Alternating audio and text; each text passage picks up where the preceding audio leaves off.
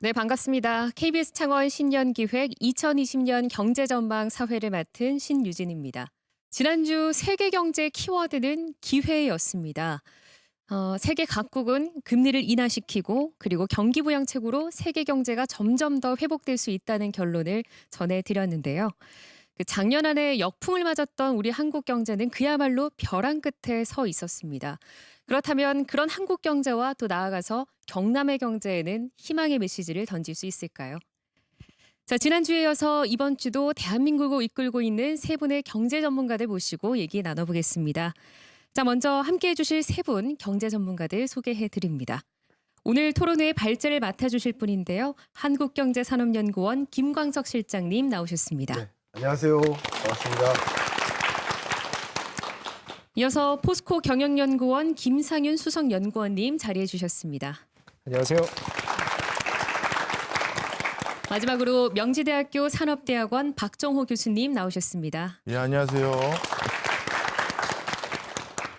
자, 이번 주도 토론에 앞서서 먼저 2020년 경제전망 베스트셀러 저자인 경제 읽어주는 남자 김광석 실장님의 발제 강연부터 들어보겠습니다. 큰 박수로 맞이해 주십시오.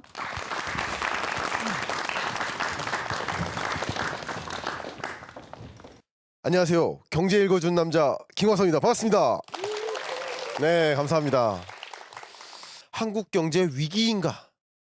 아니면 그냥 구조적인 장기 불황인가? 굉장히 중요한 이슈입니다. 제가 의사에게 물어봅니다. 제가 지쳤어요. 물어보니까 급성 질환이에요.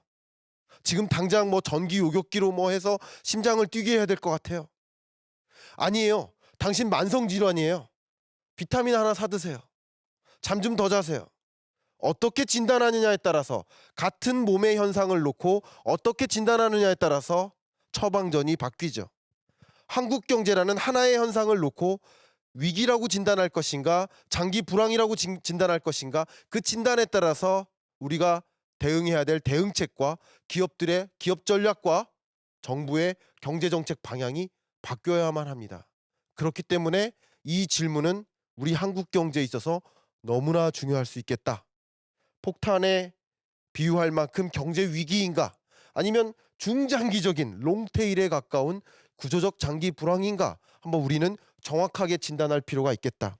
제가 2019년 경제전망 책을 발표하면서 그때 제시했던 이 지표가 여기까지였어요. 경기 종합지수입니다. 그 나라의 경제 상황을 월별로 숫자 하나로 표현해보자. 그게 경기 종합지수예요. 근데 그 경기 종합지수가 이 정도 시점에 달했을 때 제가 2019년은 결정점이 될 것이다. 저점이 될 것이다. 어땠습니까? 실제로 저점 찍었죠. 그러면 이렇게 경제가 안 좋았는데 2019년 말까지 이렇게 정말 안 좋았는데 만약에 이 지표가 이렇게 됐다면 제가 이 발제를 못하지 않을까요? 네. 할 수 있게 기회가 된 건 정확하게 전망했다는 것이죠. 자, 그러면 이렇게 하락 국면이 지속적으로 나타나고 있는데 우리 경제 정말 뭐가 문제일까? 우리 경제를 정확하게 들여다보려면 잠재 성장률이라는 단어를 잊어서는 안 됩니다. 잠재 성장률이 뭐냐? 한번 말씀드려볼게요. 5톤 트럭이 있어요. 작년에는 수요가 많아가지고 5톤을 날랐어요. 올해는 수요가 별로 없어서 3톤밖에 못 날랐어요. 이건 마치 경제 성장률이 둔화됐다 이런 느낌인데 잠재 성장률이 둔화됐다는 얘기는 5톤 트럭이던 녀석이 좀 부실해져서 3톤 트럭으로 바뀐 거예요. 헤비급이 미들급으로 바뀐 거예요. 이거 자체가 뭡니까? 잠재 성장률의 둔화. 말 그대로 경제의 어떤 구조, 체력 자체가 저하된 느낌.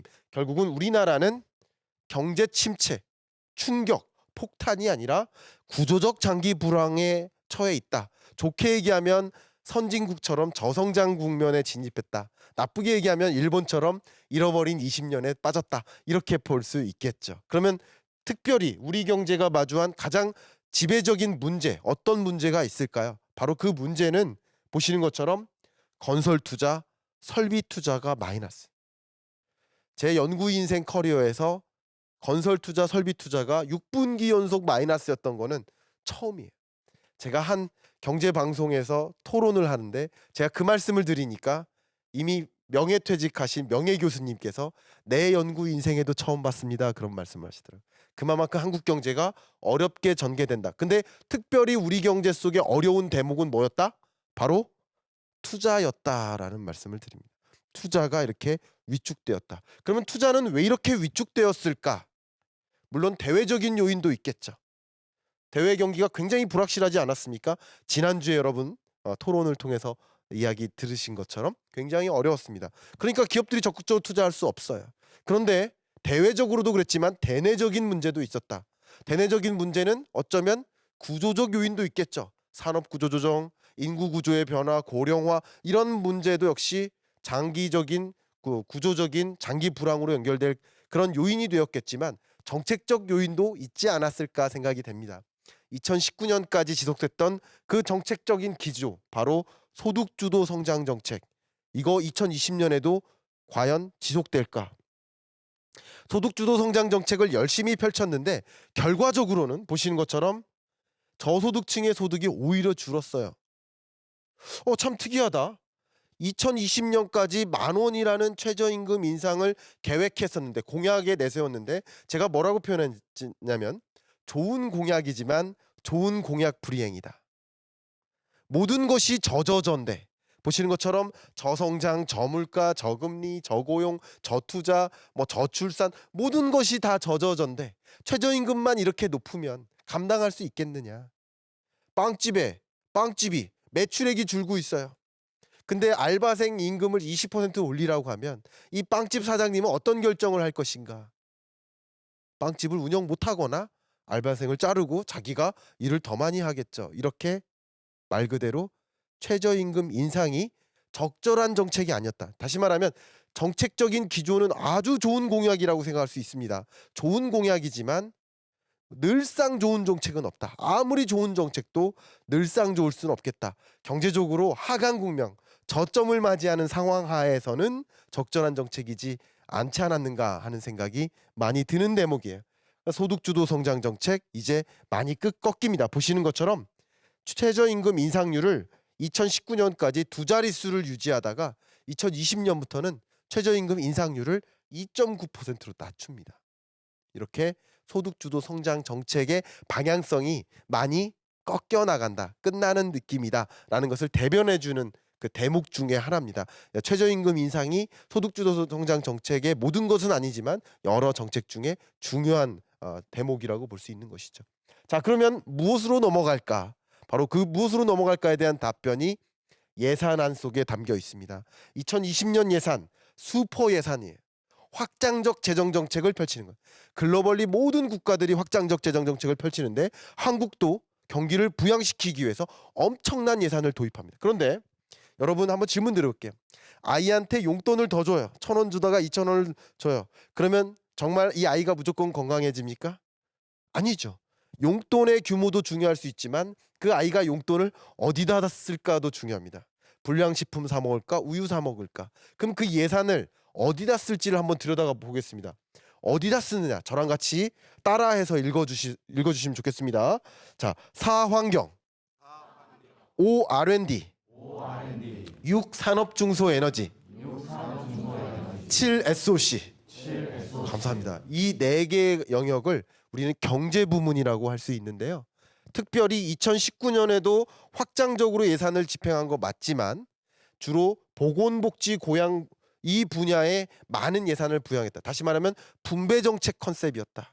그런데 2020년 예산을 보면 조금 더 경기 부양적, 투자 진작을 목표로 한 방향으로 예산을 많이 도입했다. 자, 쉽게 말씀드려 볼게요. 같은 미세먼지 저감 대응 정책으로 예산을 많이 늘렸는데 작년에는 미세먼지 마스크를 취약계층에게 나눠주는데 많은 중점을 뒀었어요. 근데 이번에는 미세먼지 저감 기술을 개발하는 기업에게 R&D 예산을 투입해서 기업들이 적극적으로 투자 진작할 수 있도록 이끌어요. 결국 같은 예산도 투자 진작이라는 방향, 성장 정책의 컨셉에 맞게 이끌고 있는 것입니다. 그러면 이 예산을 다 뜯어보는 시간은 없죠. 짧게 한 가지만 본다면 가장 중점을 두는 투자 영역, 다 같이 한번 따라주세요. 소재 부품 장비 자립화. 소재부품 장비 자리. 바로 오늘 중점을 두고 말씀 나눌 바로 소부장입니다. 그러니까 소주성에서 소부장으로의 전환, 분배 정책에서 성장 정책으로의 전환, 소재 부품 장비를 자립화할 수 있도록 많은 R&D 예산을 투입해서 기업들이 이 부분으로 적극적으로 투자할 수 있도록 이끌겠다. 또 강조하고 있는 한 가지 영역이 DNA입니다. 따라해주세요. DNA. 바로 데이터, 빅데이터. N은 네트워크. 이거는 5G를 뜻하겠죠. 그리고 A는 AI. 이런 영역으로 많은 기업들이 디지털 전환하는데 많은 예산을 투입하도록 하겠다. 그런 부분으로 많은 인재를 또 혁신적으로 인재를 양성하는 프로그램들을 가동하겠다. 이게 2020년 나라 살림살이의 모습 중에 하나라고 볼 수 있겠습니다. 네 번째, 디지털 트랜스포메이션. 한번 따라해주세요. 디지털 트랜스포메이션. 정말 많은 기업들을 만나서 2019년 한 해 이 이야기를 설파하고 다녔던 것 같습니다. 여러분 정보를 탐색하세요. 날씨 어떻지? 미세먼지 어떻지? 그 정보 탐색 신문에 의존하십니까? 포털에 의존하십니까? 포털이요. 여러분의 정보 탐색이라는 영역의 디지털 대전환, 디지털 트랜스포메이션이 이미 이루어지고 있는 우리 삶의 모습의 변화입니다. 여러분 자동차 속에 아직도 지도책 가지고 다니시는 분 계십니까? 그 지도책 대신에 이제는 소위 말하는 내비게이션에 의존한다. 길을 안내받는 그런 삶의 영역에 디지털 대전환, 디지털 트랜스포메이션이 일어난 삶을 살아가고 있다. 아이가 있으신 분 계십니까? 아 예. 그 아이 울죠. 울 때 딸랑이로 달래세요? 유튜브로 달래세요? 네.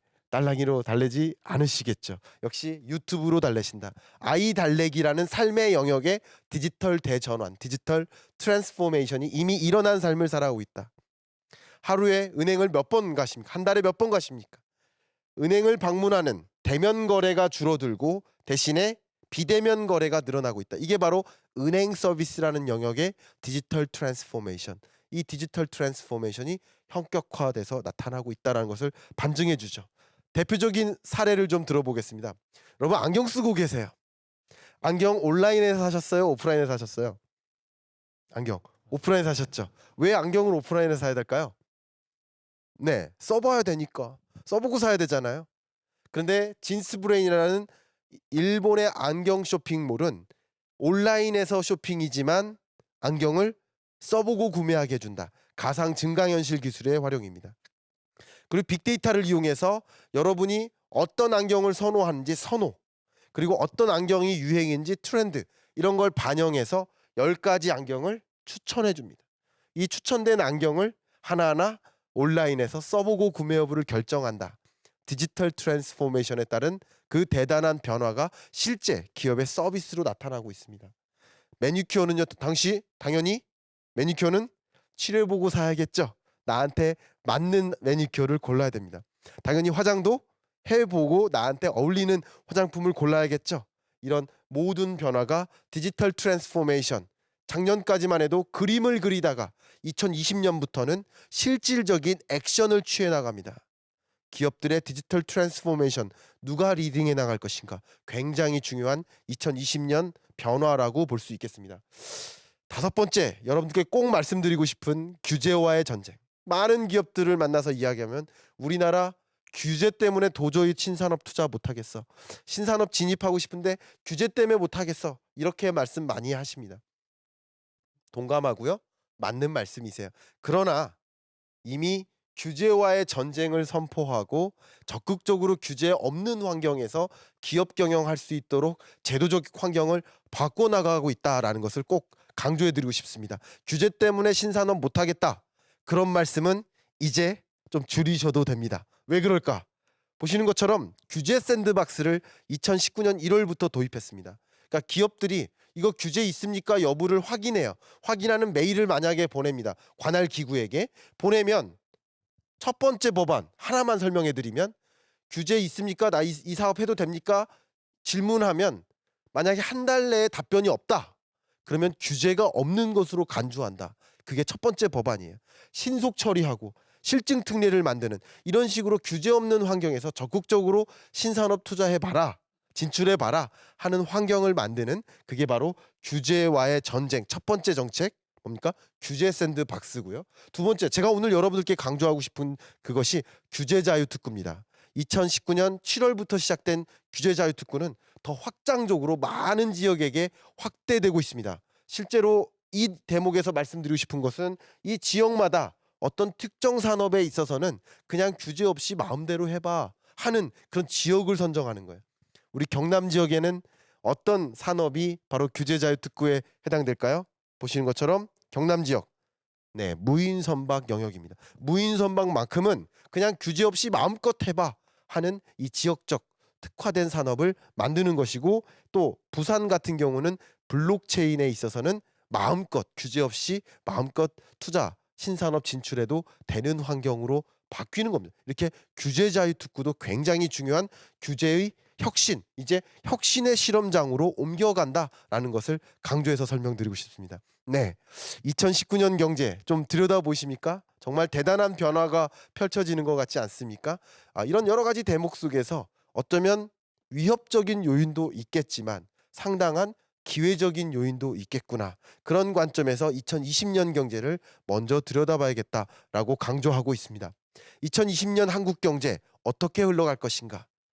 2020년 한국 경제는요, 19년이 2.0%로 저점을 기록합니다. 2019년 경제는 저점 2.0% 혹은 1.9% 수준의 최근 들어 가장 낮았던 경제 성장률의 흐름을 보였고, 2020년은 2019년보다는 나은 모습, 2019년에 바닥을 찍고 저점을 찍고 그거보다는 반등하는 느낌, 2.2%로 저는 전망을 하고 있습니다. 물론 이 영상을 혹시 그냥 유튜브로 보고 계신 분이 계시다면 저 사람 말이 맞아? 무슨 회복이야? 말이 되는 소리야? 막 악플 막 달고 그러실 수도 있어요. 사실은 2020년의 모습은 숫자적인 반등, 2019년 너무 어려웠기 때문에 저점에서는 그거보다는 나아지는 느낌, 숫자적인 반등에 해당되고 여러분이 체감과는 많이 다른 모습이 펼쳐질 것이다. 그런 의미에서 2020년의 또 하나의 경제 이슈가 체감과 다른 경제라고 할 수 있겠습니다. 2020년 이런 뚜렷한 반등의 기회, 어떤 위협적인 요소, 이런 것들이 무엇인지 본 발제를 통해서 충분히 습득하셨길 바라면서 이만 경제 읽어준 남자 마무리하겠습니다. 감사합니다. 네. 네, 한국 경제는 위기가 아니라 장기 불황에 들어선 것이다. 그리고 또 슈퍼 예산안 얘기도 해주셨고, 그리고 조금 생소한데 디지털 트랜스포메이션까지 얘기해 주셨습니다. 이렇게 한국 경제의 흐름에 대해서 간략하게 핵심 찝어서 얘기해 주셨는데요. 이제 세 분의 토론을 통해서 좀 더 구체적인 얘기 나눠보겠습니다.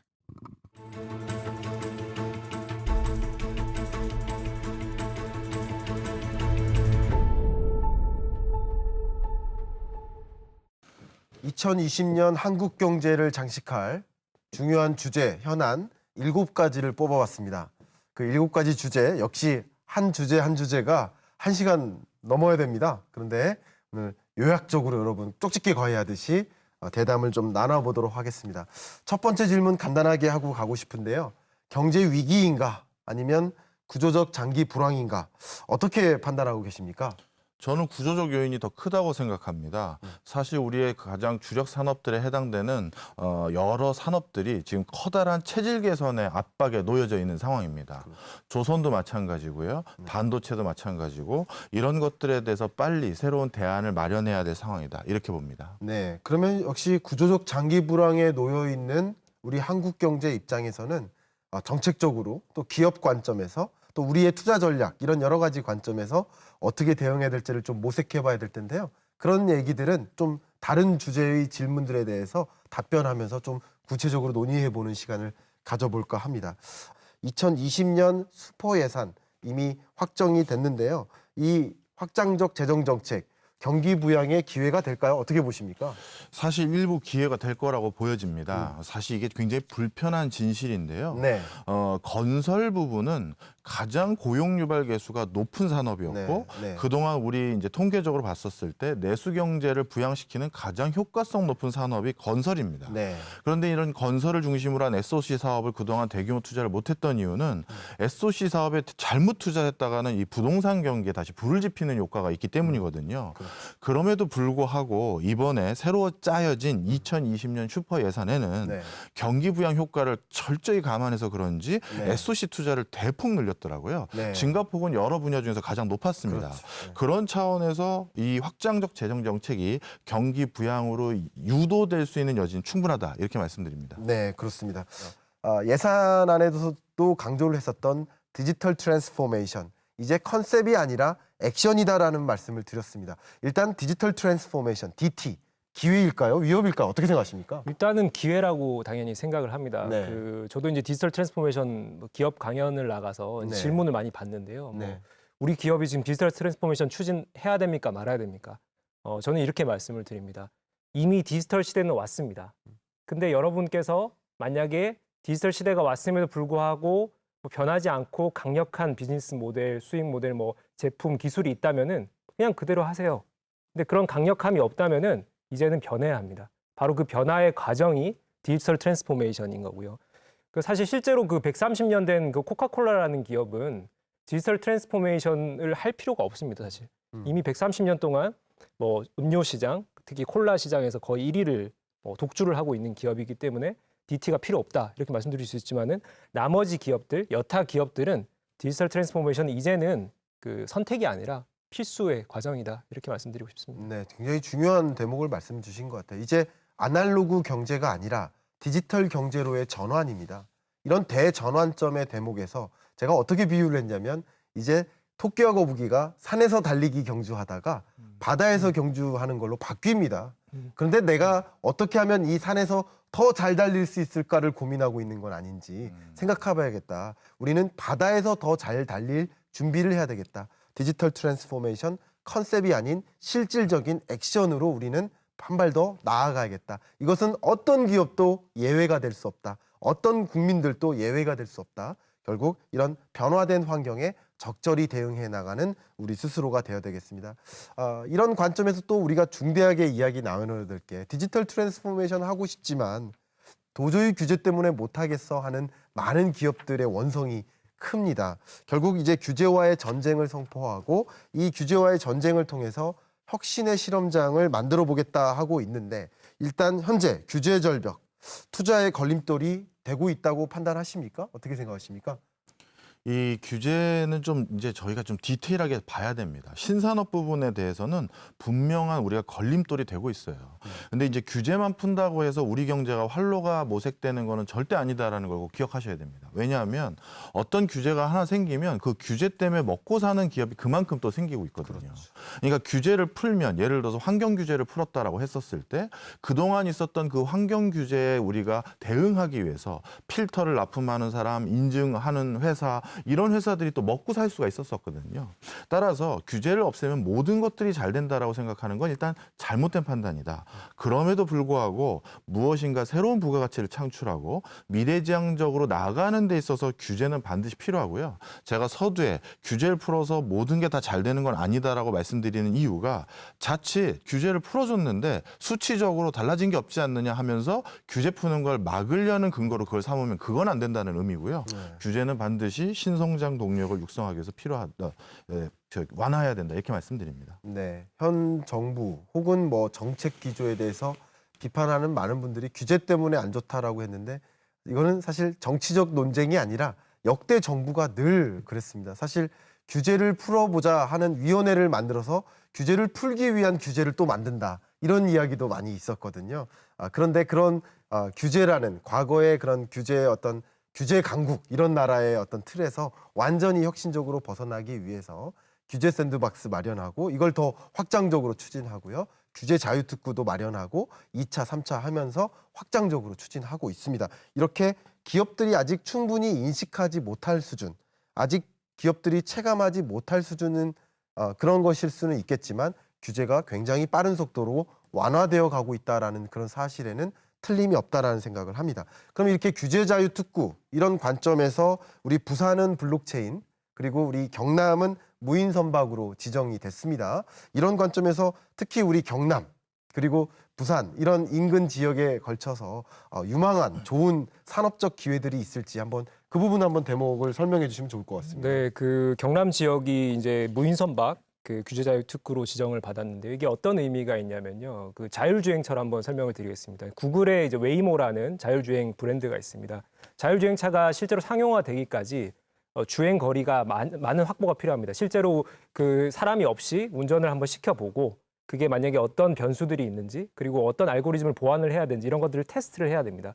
그래야지만 실제로 자율주행차 이제 우리가 말하는 4단계에 진입할 수 있는 것이고요.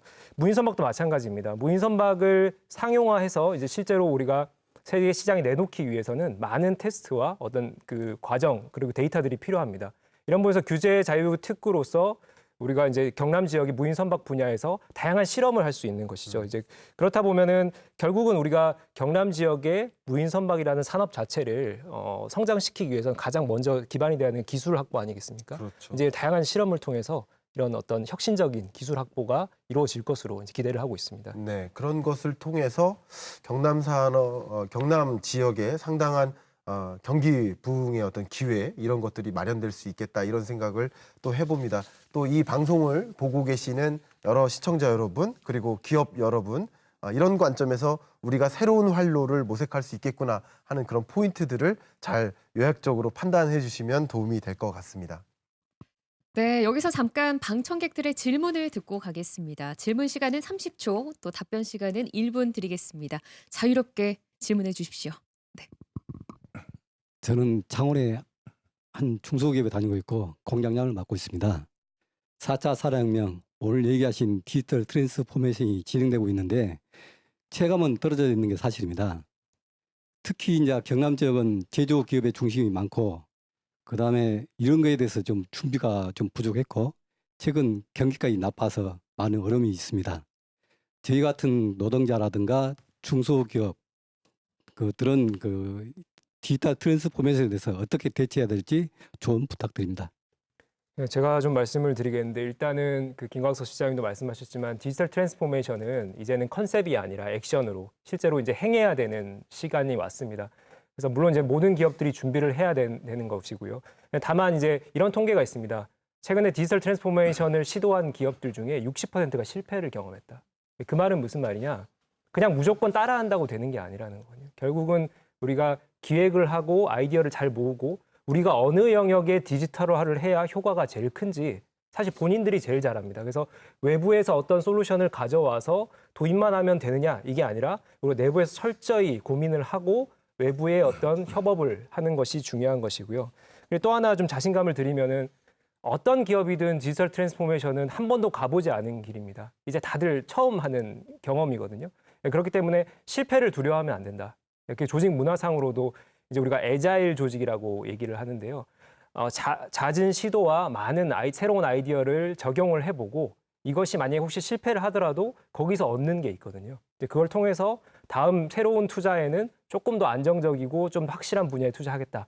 이런 부분에 어떤 적극적인 자세와 어떤 유연한 문화가 필요하다. 이렇게 말씀드리고 싶습니다. 네, 마지막으로 한 분 더 질문 받겠습니다. 네. 안녕하세요. 뵙게 되어 영광입니다. 네, 예. 고맙습니다. 저는 경남에서 전문 건설업을 운영하고 있습니다. 건설업은 부동산과도 긴밀한 밀접 관계가 있는데 최근 몇 년간 창원의 부동산 경기가 많이 안 좋아 걱정을 많이 하고 있습니다. 근데 얼마 전 발표한 부동산 보유세 및 양도세 등으로 세금 인상으로 인한 부동산 정책이 앞으로 이제 2020년 창원 및 한국에는 어떠한 영향이 미칠지 어떻게 호전이 될런지 궁금합니다. 예. 예, 이 방송을 아마 서울에서 보신 분들은 부동산 경기가 안 좋다는 게 무슨 말이냐 이렇게 생각하실 거예요. 그런데 서울의 부동산 경기와 달리 우리 경남을 비롯한 지방의 부동산 경기는 전혀 다른 양상을 보이고 있습니다. 서울의 아파트 값은 진짜 급등한 반면에 지방은 몇몇 일부 지역만 빼고는 전부 지속적인 하락세를 보이고 있어요. 그나마 이런 관점에서 질문하신 분에게 조금 좋은 말씀을 드린다면 지난해 반영됐던 예산 중에서 우리가 SOC 관련해서 부동산 부동산에 대해서 호재성 이슈를 가장 많이 담보한 지역을 하나 꼽으라면 경남 지역이 가장 많이 그중에 배정되어 있다라는 건 우리가 그래도 기쁜 소식이실 겁니다. 그런데 이 과정에서 국가 차원에서 개발 이슈라든가 국책 사업으로 무엇인가 새로운 화두를 던지는 건 가능하겠습니다만 문제는 그 다음입니다. 지속적으로 이런 개발 이슈로 인해서 경남 지역의 부동산이라든지 건설 경기가 호재가 보일 것이냐, 그거에 대해서는 좀 부정적이에요. 그 이유가 왜 그러냐 하면 경남 지역이 현재 추진하고자 하는 많은 주력 산업들을 보면요. 스마트팜, 스마트 팩토리, 그다음에 무인 선박. 궁극적으로 이러한 분야의 성과는 간단히 말씀드리면 탈고용입니다. 사람을 덜 쓰는 것이 R&D의 성과거든요. 그렇다면 지속적으로 이 동네에 경기를 부양하고 부동산 경기가 높아지려면 사람이 유입되어야 되는데 이러한 분야가 지속적으로 육성돼서 성과를 발휘한다면 이제 사람을 고용하지 않는 형태로 진화 발전한다는 것이죠. 따라서 이 분야에 대해서는 분명히 중장기적으로 경남 지역도 새로운 대안을 모색할 필요는 있습니다. 네, 여기까지 듣고요. 계속해서 토론 이어가겠습니다. 제가 경제를 분석하면서 살다 보니까 많은 분들이 또 그런 질문을 종종 하세요. 일본은 왜 잃어버린 20년에 처했습니까? 뭐 그 질문에 대한 답이 한순간에 답변 드릴 만큼 짧은 답변은 아니지만 여러 가지 요인들이 있겠지만 한 가지가 이 산업 전환에 대응하지 못했다라고 표현을 하고 있습니다. 예를 들어 보면 한때 이 필름 산업을 세계 시장을 다 장악했던 게 일본이었었는데 이 필름 시장에서 결국 디지털 카메라로 전환될 때 그 시장의 반토막을 다른 나라한테 많이 줬죠. 그리고 이 필름 카메라에서 디지털 카메라로 전환되는 시점에 반 정도 줬다면 이게 이제는 스마트폰에 들어가면서 이 시장 자체를 아예 통째로 주게 됩니다. 결국 산업의 전환이 일어나고 있는 과정에서 그 전환을 적극적으로 쫓아가지 못한 것이지 않는가, 이런 대목을 제가 꼭 짚어주고 있습니다. 그래서 우리 경남이라는 우리 중요한 산업이 본격화된 이 지역에서 주요 산업이 어떻게 흘러갈지를 먼저 들여다보고 그 흐름에 맞게 적절히 대응해 나가는 건 매우도 중요한 현안이라고 보겠습니다. 그래서 자연스럽게 경남 산업으로 좀 들어가 보도록 하겠습니다. 어떤 기회, 어떤 위협들이 있을까요? 한번 정리 한번 해주시면 좋겠습니다. 일단은 경남 지역의 어떤 주요 산업들은 최근에 좀 위기를 먼저 말씀을 드리고 싶은데요. 네. 경남 지역 산업이 얼마나 최근에 어려웠냐를 이제 보여드릴 수 있는 대표적인 사례 한 가지가 있습니다. 네. STX 조선해양이라는 기업인데요. 진해에 소재한 기업이죠. 이 기업은 이제 조선업 경기 침체에 따라서 2012년에 구조조정을 시작해서 16년 이제 법정 관리에 들어갔고, 뭐 최근에 이제 어떤 그 회생 절차를 밟고 있는 상황입니다. 그 과정에서 그 매출액 규모가 약 80% 감소하였고요. 그다음에 진해 지역의 고용이 5,000명 정도 네. 실직 상태가 됐습니다. 그래서 네. 그 진해 지역이 고용 위기 지역으로 선포되는 어떤 그런 결과도 낳게 되었고요. 그렇죠. 결국에는 조선업으로 대표되는 제조업 자체가 이제는 큰 변화의 소용돌이에 있다. 특히나 이제 경남 지역은 제조업 기반이 강하지 않습니까? 네. 이제 이런 부분에서 앞서 말씀드린 디지털 트랜스포메이션 포함해서 다양한 어떤 고부가 산업으로의 전환이 필요한 시점이다. 그래서 위기를 먼저 좀 말씀을 드리겠습니다. 네, 이런 시점, 이런 변화가 우리 경남 지역에 이미 시작됐다라고 말씀하셨는데, 이런 관점에서 우리 정부가 혹은 이 지자체가 어떤 정책 지원을 기업들에게 해주면 도움이 될까요? 그런 의견 좀 한번 해주시면 좋겠습니다. 사실 그동안 경남은 한국의 어느 지자체보다도 가장 바람직한 모델을 갖춰왔습니다. 네. 좀 이렇게 설명드릴게요. 우리가 갤럭시 휴대폰 하나를 팔았을 때 순전히 우리나라에 떨어지는 돈이 얼마라고 생각하십니까? 30% 이상을 로얄티를 줘요. 하지만 우리 경남의 대표 기업들에 해당되는 삼성중공업, 현대중공업에서 만든 배를 선적해서 건조해서 해외에 팔았을 때 우리나라에 떨어지는 돈이 얼마나 될 것 같습니까? 거의 99% 가까이 다 우리나라에 떨어집니다. 이렇게 가장 부가가치를 내재화하는 산업들 다 경남에 있었고요. 그다음 더 중요한 것은 경남에 있는 사업체 수는 33,000개, 우리나라로 따지면 한 12% 정도 될 거예요. 네. 그런데 종사자 수로 따지면요, 43만 명으로 우리나라 전체 근로자의 32%가 경남에서 일을 찾아가고 있었습니다. 네. 지금 무슨 얘기냐? 부가치 차원에서도 가장 좋은 기업 경남에 있었고, 고용 창출 측면에서도 가장 좋은 기업 다 경남에 있었어요. 그런데 최근 이 경남이 어떤 상황이냐? 상황이냐? 3, 4년 동안 경남의 GRDP 성장률은 6%에서 7% 이하를 보이면서 전국 평균 이하이고요. 연평균 성장률이나 이런 것도 전국 평균 이하고 청년 실업률은 오히려 반대로 전국 평균보다 높아요. 이게 경남의 안 좋은 상황인데요. 이렇게 경남이 안 좋아지면 이건 국가 전체도 안 좋아진다. 저는 이렇게 말씀드려요. 그래서 이 과정에서 그럼 경남은 어떻게 해야 되느냐 간단히 좀 말씀을 드리면 첫 번째는 기존 사업을 절대 버려서는 안 됩니다.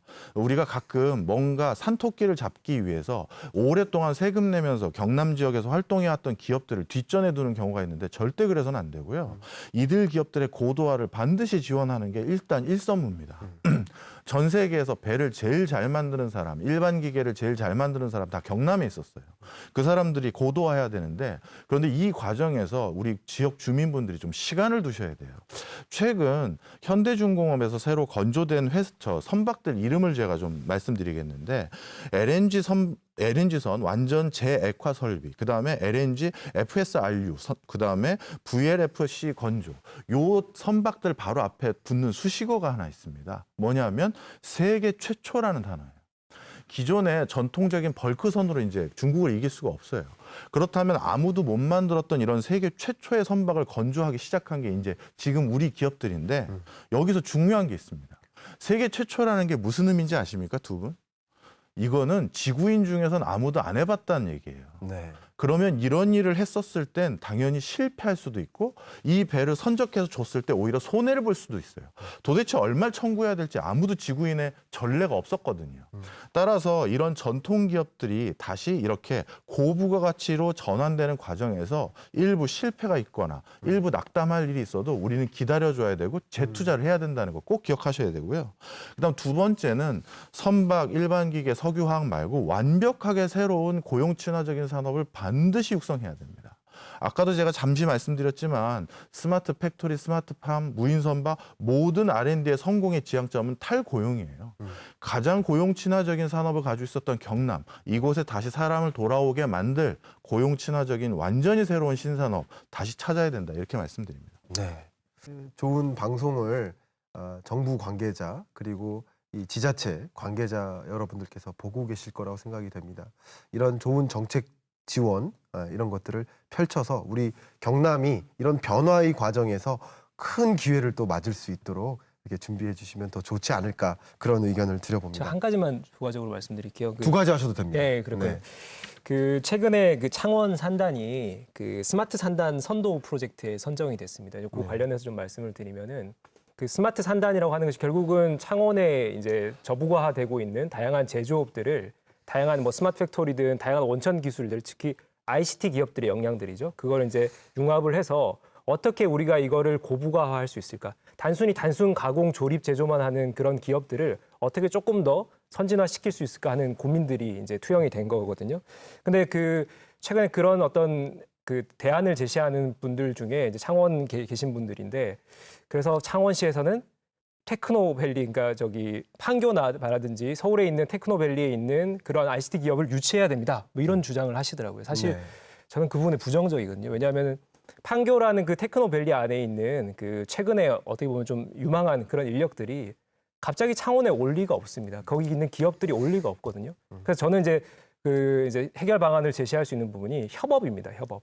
그러니까 무조건 창원의 그 기업을 유치해서 창원 안에서 해결해야 된다. 이런 생각을 버려야 되고 발상의 전환을 해야 되는 게 판교 테크노밸리에 있는 기업들과 창원의 전통 제조 기업이 협업을 할 수가 있는 겁니다. 이를 통해서 창원의 어떤 부가가치를 늘려주고 그 어떤 산업적 역량을 확보한 이후면은 기업들은 자연스럽게 창원으로 다시 들어오게 됩니다. 그러니까 처음에 마중물 역할을 할 수 있는 것을 무조건 기업이나 인재를 유치해서 시작하겠다 이런 측면보다는 다양한 다른 지역에 있는 혁신 기업들과의 협업을 통해서 확산할 수 있는 부분이 중요하고요. 거기서 한 가지만 더 말씀드리면은 창원에는 대단한 그 국책 연구소가 있습니다. 한국전기연구원이라는 곳인데요. 국내 탑3 국책 연구소입니다. 이제 한국전기연구원에는 다양한 어떤 기술을 보유하고 있고요. 그다음에 다양한 그 유망한 인재들, 연구원분들이 있습니다. 이제 그 역량을 어떻게 보면은 이제는 중소기업, 벤처기업, 다양한 창원시에 있는 다양한 기업들이 서로 협업을 해서 전기연구원의 역량을 극대화시켜서 어떻게 보면 대기업과 대응할 수 있는 그러니까 어떻게 보면 작은 기업들, 연구기관들이 협업을 해서 대기업에 어떻게 보면 어떤 대안을 제시할 수 있는 그런 방식의 협업 모델이 구축될 필요가 있다. 그리고 좀 대안을 말씀드립니다. 네, 여러분들은 지금 선거 방송을 보고 계십니다. 여러분 기호 1, 2번 누굴 뽑을 것인지 네, 한번 생각해 보시면 좋을 것 같습니다. 오늘 이 토론 시간이 부족합니다. 우리 1시간 더 늘려주시면 안 되나요? 자, 토론의 마지막 주제입니다. 어쩌면 마지막이지만 가장 중요한 주제가 될 수도 있겠습니다. 2020년 부동산 시장 어떻게 전망하실까? 한번 여쭤보고 싶습니다. 부동산 시장 어떻게 전망하십니까? 둘로 나눠서 설명드려야 될 것 같습니다. 서울 지역 같은 경우는 정부의 강력한 규제로 인해서 지금까지 지속적인 상승세는 대폭 완화될 것입니다. 그렇다고 떨어진다라고 제가 감히 말씀드리지 못할 것 같아요. 그것은 왜 그러냐 하면 그 다음 지방의 부동산 시세의 지속적인 하락과 맞물리는데요. 제 대학 동기들 중에서 또는 대학 후배들 중에서 가끔 부모님들의 의사결정이 요즘 이렇게 바뀌었다는 얘기를 종종 듭니다. 어떤 역 앞에서 터미널 앞에서 견실한 집을 가지고 있거나 건물을 가지고 있었던 부모님들이 이제 공실률이 점점 높아지는 거예요. 네. 그리고 이 공실률이 높아지는 것이 다시 개선될 기미, 구조적인 기미도 안 보이는 거죠. 그렇다면 우리 막내도 언젠가 서울로 대학 보내야 되는데 그때 집 한 채라도 있으면 좋지 않겠냐? 그리고 너도 장가 갈 때 되지 않겠냐? 라고 하면서 자신들의 집들을 일부 처분하거나 재산을 일부 처분해서 원정 투자라고 하죠. 이런 지방에 있는 자금마저도 서울로 올라오는 추세가 있었던 것이 사실입니다. 이런 것들이 규제로 누르긴 했지만 구조적으로 개선될 기미는 없는 건 사실이에요. 자, 그런 과정에서 하나 부동산 전망을 말씀드렸고요. 아까 우리 부동산 관련된 업계에 계신 분이 계시기 때문에 부연 설명 좀 드리자면 그렇다면 우리가 도로 하나만 건설하더라도 인근 땅값이 들썩들썩 걸리는 게 사실인데 우리 그렇다면 부동산 투기 없이 건설 관련한 우리나라의 가장 전통적인 업체를 키울 수 있는 방법은 뭘까라고 했었을 때 저는 그 어느 것보다도 그 지자체와 함께 해외 시장을 두들길 수 있는 여러 가지 문호를 만드셔야 된다고 생각이 들어요. 제가 여기 방송 오기 전에 잠깐 출장을 갔다가 돌아왔는데요. 제가 갔던 공항이 5군데인데 아프리카까지 갔다 오다 보니까 5개 공항을 들리고 왔다 갔다 했습니다. 그중에 3개 공항을 한국에서 지었더라고요. 그래서 우리나라의 건설 수준이라는 것을 세계적으로 인정받기 때문에 내부에 의존하지 말고 해외 가주셨으면 좋겠다. 이렇게 말씀드립니다. 네. 저가 만약에 패널로 출연을 했다면 이 대목에 대해서 어떻게 투자하시라고 많이 말씀드리고 싶은데 많이 말씀 못 드릴 것 같습니다. 책을 통해서 전략을 제가 모색하시면 한마디 드릴까요? 도움이 될 것 같습니다. 예. 네. 저는 이제 부동산 전문가가 아니기 때문에 이 토론 준비하면서 부동산 전문가들의 얘기들을 한번 쭉 봤습니다. 근데 어떤 한 전문가 이렇게 얘기를 하더라고요. 이번 12, 16 그 정부의 부동산 대책에 대해서 한마디로 얘기를 하자면 막 이제 유명한 부동산 게임이죠. 부루마블 게임 아시죠? 여러 명이 이제 부루마블 게임을 하고 있는데 정부라는 애가 딱 와가지고 판 딱 엎으면서 야, 이 판 치우고 새로 시작해. 그 정도로 강력하다. 그만큼 지금 박정호 교수님 말씀하셨지만 서울 일부 지역의 투기 어떤 과열은 조금 완화될 것이다. 이런 부분은 확실히 말씀드릴 수 있는데 다만 한 가지 이제 경남 지역을 말씀드리면은 결국 부동산이라는 거는 강남부터 오르고 강북 오르고 지역 오르고 이런 순차적인 어떤 상승을 흐름을 보였습니다. 그래서 우리가 이제 강남을 보고 지역에도 조금 활성화될 것이니 기대를 하는 게 과거였다면은 이제는 지역별로 완전히 차별화, 비동조화되고 있다. 네, 그렇기 때문에 앞서 두 분께서도 말씀하셨지만은 그 지역의 어떤 유인들, 그러니까 사람들이 모이고 기업이 모이는 그 유인 정책들을 살펴서 지역이 어떻게 좀 차별화될지 그런 부분들을 조금 더 어렵게 복잡하게 생각을 해보셔야 될 필요가 있다. 이렇게 말씀드립니다. 여러 전문가들의 의견을 다 들여다봤다고 하시는데 혹시 제 의견을 보신 거 아닙니까? 이거 참고로 제가 했습니다. 여러분들께 전달해드리고 싶었던 이야기가 많이 녹아져 있는 것 같습니다. 2020년 부동산 시장은 기본적으로 완만한 상승세는 있습니다. 완만한 상승세예요. 왜냐하면 저금리 기조로 되기 때문에 금리의 가치, 돈의 가치가 떨어지면 물건의 가치가 오르기 마련이에요. 그러니까 이 저금리 기조 현상에서 이 부동산 가치는 완만한 상승세가 있는데 뚜렷한 상승세가 기대돼도 될 만한데 이 부동산 정책 기조가 이걸 많이 누르는 모습인 거죠. 그렇게 그림을 좀 그리시면 좋겠고요. 2020년 부동산 시장의 가장 지배적인 특징, 그냥 한마디로 탈동조화입니다. 지역 간의 탈동조화, 그리고 여러 물건 간의 탈동조화, 그리고 전세 점유 비중이 높은 지역과 자가 점유 비중이 높은 지역 간의 탈동조화. 결국 부동산 시장이 수도권을 중심으로 약 1.3% 정도 상승할 흐름을 보이고 있습니다. 그런데 이제 지방권은 오히려 하락세를 보일 것으로 전망을 하고 있습니다. 그런 과정에서 우리는 어떻게 대응해야 될까? 저는 좀 마이크로한 투자 전략을 펼쳐야 되겠다라는 생각을 합니다. 왜냐하면 2020년에는 부동산 시장은 완만한 반등세지만 지역 간에 그리고 어떤 특정 지금 지역은 이제 수도권이냐 비수도권이냐 이렇게만 구분하는 것이 아니라 그 구분 내에서 그 세부 지역 간의 가치 상승폭이 완전히 달리 움직입니다. 가치 상승폭이 완전히 달라지기 때문에 여러 지역을 놓고 어느 지역의 가치 상승폭이 크게 나타날까라는 거 지금은 좀 좋지 않지만 이 지역에 완전한 SOC 투자가 집중되면서 가치 상승폭이 크게 나타나겠구나 이런 그 지역 간의 가치 상승폭을 같이 비교하면서 투자 전략을 해 나가야 되지 않을까 하는 생각을 시청자 여러분 투자자 관점에서 여러분께 또 전달을 해드리겠습니다. 벌써 긴 시간이 순삭하듯이 굉장히 빠르게 지나갔네요. 토론의 마무리할 시점이 다가왔는데요. 2020년 한국 경제 완만한 회복이 기대된다. 그러나 여러분이 체감할 만큼 뚜렷한 회복은 아니다. 숫자적인 반등에 불과할 수도 있다. 이런 지지부진한 흐름, 그 속에서 완만한 반등. 어쩌면 좋게 표현한다면 2019년처럼 정말 어려웠던 경제만큼은 아니겠구나라는 생각을 좀 해주시고요. 더 중요한 것은 모두에게 완만한 경제가 아니라는 것이죠. 모두에게 회복되는 경제가 아니라는 겁니다. 이런 회복되는 국면에서 내가 포착할 만한 기회를 잘 준비해서 가져간다면 그분에게는 뚜렷한 반등이 될 거고 그런 거 전혀 나랑 상관없어, 나랑 상관없는 이슈야라고 받아들이신다면 그런 완만한 회복세에도 불구하고 나는 더 어려운 경제가 처해질 수도 있겠다라는 생각을 하시면서 2020년 경제 먼저 들여다보시고 준비하시고 준비된 여러분으로서 본 이 특집 토론이 좀 도움이 됐기를 바라는 마음으로 이만 오늘 토론 마무리하겠습니다. 감사합니다.